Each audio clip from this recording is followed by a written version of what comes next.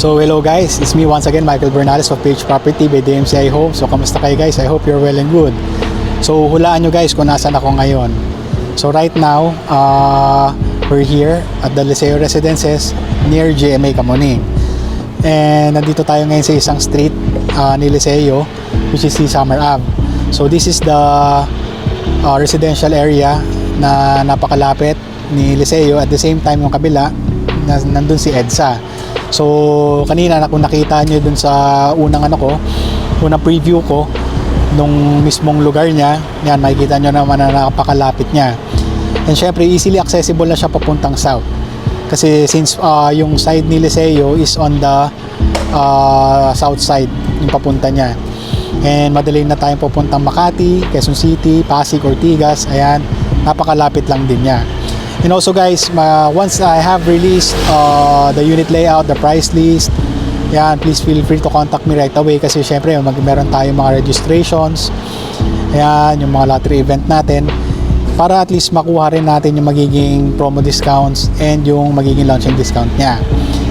And syempre guys, itong project na to, this will be a great project kasi yung magiging development na malapit dito kay Liceo, which is magkakaroon din daw ng Resorts World 2, and meron tayong magkakaroon din ng high-rise na office building na malapit din dito.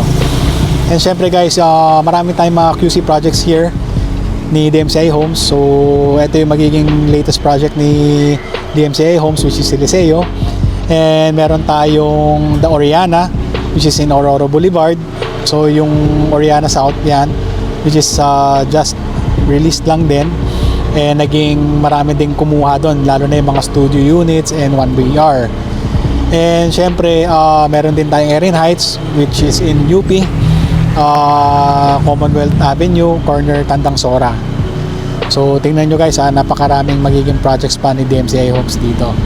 So if you have any questions or details that you want to know, just feel free to contact me at these contact details, Mike PH Property by DMCI Homes, and this is my number, 0917-156-0608.